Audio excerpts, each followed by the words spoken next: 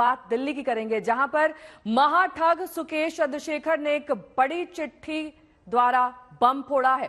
चंद्रशेखर ने दावा किया कि उससे केजरीवाल ने मंत्री सत्येंद्र जैन ने 10 करोड़ रुपए की वसूली की है, जिसके बाद दिल्ली की सियासत गर्म हो गई।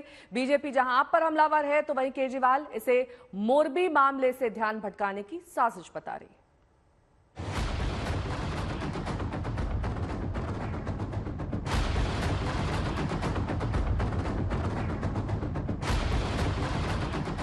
जिसने बॉलीवुड की कई अभिनेत्रियों को अपने जाल में फंसाया, ठगी का जाल बुनकर कई अभिनेत्रियों की मुश्किलों को बढ़ाया, जिस महाठग के सैकड़ों करोड़ के खेल की जांच चल रही है, जिसके मायाजाल की कई बड़ी एजेंसियां तफ्तीश कर रही हैं, अब उस महाठग सुकेश चंद्रशेखर ने नया चिट्ठी बम फोड़ दिया है और उसकी चिट्ठी ने दिल्ली की सियासत में नया संग्राम छेड़ दिया है। उपराज्यपाल को लिखी अपनी चिट्ठी में सुकेश ने जेल में उससे करोड़ों की उगाही का दावा किया और उगाही का आरोप दिल्ली सरकार के मंत्री सत्येंद्र जैन पर मढ़ दिया है। मैंने उनको एक कवरिंग लेटर ड्राफ्ट करके ओरिजिनल लेटर उसके साथ एनेक्स करके जो हैंड रिटन है, मैंने एलजी साहब को मैंने पोस्ट कर दी। शायद उसी लेटर के कॉग्निजेंस के बाद अभी एलजी साहब ने 82 पुलिस पर्सनल के खिलाफ अराउंड 20 अक्टूबर को उन्होंने एक सैंक्शन दिया है, जिसमें 82 जेल ऑफिसर्स के खिलाफ अभी कार्रवाई शुरू होगी इसी एक्सटॉर्शन के मैटर में। सुकेश चंद्रशेखर का आरोप है कि सत्येंद्र जैन ने जेल में सुरक्षा देने के बदले उससे 10 करोड़ रुपए लिए। उपराज्यपाल को लिखी चिट्ठी में सुकेश ने लिखा कि 2019 में सत्येंद्र जैन जेल में मुझसे मिले। सत्येंद्र जैन के साथ उनके सचिव और करीबी दोस्त भी थे। सत्येंद्र जैन ने मुझे जेल में सुरक्षा के बदले पैसे की मांग की। सत्येंद्र जैन ने मुझे हर महीने 2 करोड़ देने को कहा। सत्येंद्र जैन ने बीजी जेल संदीप गोयल को भी 1.5 करोड़ देने को कहा। 2-3 महीने के दौरान मुझसे 10 करोड़ की रकम वसूली गई। पैसों की वसूली कोलकाता में की गई। सत्येंद्र जैन के करीबी चतुर्वेदी को दिया गया पैसा। सुकेश ने चिट्ठी में यह भी लिखा कि सत्येंद्र जैन के खिलाफ सारे सबूत दे सकता हूं। सुकेश चंद्रशेखर की ये चिट्ठी सामने आते ही सियासत गर्मा गई। आरोपों की नई किस्त फिर गुजरात चुनावों तक आ गई। सुबह अखबार के माध्यम से मालूम पड़ा है कि ठग के घर में ठगी हो गई है और इस ठग का नाम है सुकेश चंद्रशेखर और ठग के घर में ठगी करने वाले महाठग का नाम आम आदमी पार्टी और सत्येंद्र जैन है। पंजाब चुनाव के पहले ये लोग कुमार विश्वास को लेके आए थे। भारतीय जनता पार्टी ने जब देखा था कि पंजाब चुनाव वो हार रहे हैं, तो कुमार विश्वास के कंधे पे बंदूक रख के चलाई। अब गुजरात के अंदर भारतीय जनता पार्टी की इतनी बुरी हालत हो चुकी है कि उनको सुकेश चंद्रशेखर के कंधों के सहारे की जरूरत पड़ रही है। सुकेश चंद्रशेखर ने चिट्ठी में सत्येंद्र जैन पर एक नहीं कई आरोप लगाए और उनकी पार्टी को भी घेरा है। महाठग ने चिट्ठी में लिखा कि मैं सत्येंद्र जैन को 2015 से जानता हूं। आम आदमी पार्टी को 50 करोड़ से ज्यादा दे चुका हूं। आम आदमी पार्टी ने मुझे साउथ जोन में बड़ा पद देने का वादा किया था। आम आदमी पार्टी ने मुझे राज्यसभा भेजने का भी वादा किया था।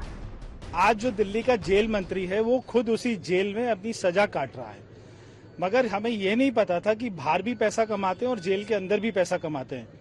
परसों मोरबी हादसा होता है, कल 24 घंटे सारे टीवी चैनल्स मोरबी का मुद्दा उठाते हैं और आज अचानक टीवी चैनल से मोरबी गायब हो गया और सुकेश चंद्रशेखर के आरोप जो हैं वो आ जाते हैं। तो लगता नहीं कि मोरबी से ध्यान भटकाने के लिए ये एक कंप्लीटली फिक्टिशियस, कंप्लीटली फर्जी स्टोरी एक प्लांट की गई है। सुकेश चंद्रशेखर की चिट्ठी सामने आने के बाद बीजेपी और आप के बीच नई लड़ाई छिड़ गई है। इस बार आरोप ठग से वसूली के हैं और दोनों पार्टियों के बीच इस पर जमकर ठनी है। मुनीश पांडे के साथ आज तक ब्यूरो। तो गुजरात चुनाव की हलचल ने दिल्ली में आप और बीजेपी की जंग को और ज्यादा बढ़ा दिया है। दिल्ली के मुद्दे गुजरात की सियासत को गर्म कर रहे हैं। एक लड़ाई योगा क्लास को लेकर है, जहां एक बार फिर आम आदमी पार्टी और दिल्ली के एलजी में ठन गई।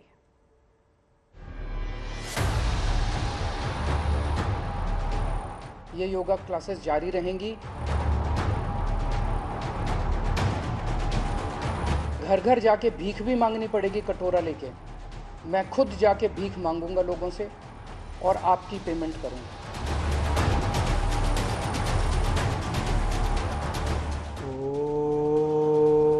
अरविंद केजरीवाल का ये बयान दिल्ली में उस नए घमासान का सीधा संकेत है जो योग की क्लासेस को लेकर शुरू हो गया है।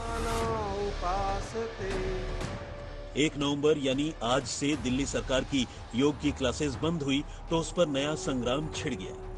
आपका सीधा आरोप है आम लोगों को फायदा पहुंचाने वाली इस योजना में बीजेपी रोड़े अटका रही है। जानबूझकर उपराज्यपाल दफ्तर में इस योजना की फाइल रुकवा रही है। हालांकि इस टकराव के बीच केजरीवाल ने साफ कर दिया है कि दिल्ली में योग की क्लासेस जारी रहेंगी। तो मैं आज ये ऐलान करना चाहता हूं कि योगा क्लासेस बंद नहीं होंगी, योगा बंद नहीं होगा। ये लोग अपने सत्ता के अहंकार में कानून का दुरुपयोग करके, अफसरों को डरा धमका के, एडमिनिस्ट्रेशन का गलत दुरुपयोग करके ये चाहे सरकार का समर्थन वापस ले लें, लेकिन दिल्ली के 2 करोड़ लोग मिलके इन योगा क्लासेस को करवाएंगे। दरअसल इस विवाद की शुरुआत बीते शुक्रवार को तब हुई जब डिप्टी सीएम मनीष सिसोदिया ने उपराज्यपाल वीके सक्सेना से मुलाकात की और फिर उपराज्यपाल की ओर से कोई आदेश न जारी करने की बात कही। उधर बीजेपी आम आदमी पार्टी के आरोपों को गलत बता रही है। दलील है कि खुद की गड़बड़ी छिपाने के लिए आप झूठे आरोप लगा रही है। मैं आज 2 सवाल मनीष सिसोदिया से पूछना चाहूंगा। क्या आप परसों जब मिलने गए हो, 2 दिन पहले आप मिलने गए, क्या आप फाइल साथ लेके गए कि ये फाइल है और आप कृपा करके इसके ऊपर संज्ञान लेते हुए इसको साइन करिए? आप लेके नहीं गए। उसका कारण है चूंकि इंस्ट्रक्टर को 20,000 रुपए मिलते हैं और कंसल्टेंट को 1.5 लाख रुपए देते हैं। आपकी सरकार जो दे रही है 1.5 लाख रुपए दे रही है, उसमें फाइनेंशियल इन्वॉल्वमेंट है। और जो चीजें सामने आ रही हैं कि आपने फाइनेंशियल अप्रूवल्स नहीं लिए हैं, टेंडर नहीं किया है, इसी वजह से आप लोग जानबूझ के लेफ्टिनेंट गवर्नर साहब को फाइल नहीं भेज रहे हैं। उधर आम आदमी पार्टी का दावा है कि दिल्ली की योगशाला के तहत राजधानी में 600 जगहों पर योग की क्लासेस लगाई जाती हैं।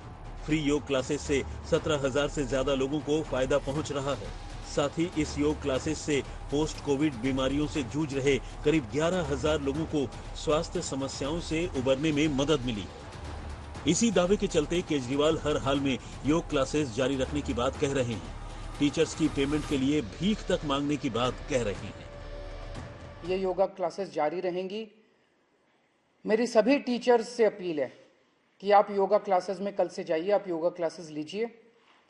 मुझे अगर घर घर जाके भीख भी मांगनी पड़ेगी कटोरा लेके, मैं खुद जाके भीख मांगूंगा लोगों से और आपकी पेमेंट करूंगा। दिल्ली में बीते कुछ समय से तमाम मुद्दों पर बीजेपी और आम आदमी पार्टी आमने सामने है। दोनों पार्टियों की सियासी जंग की ये अगली कड़ी है। इस बार योग के मुद्दे पर दिल्ली की राजनीति में लड़ाई छिड़ी है। कुमार कुणाल के साथ अमित भारद्वाज, दिल्ली आज तक।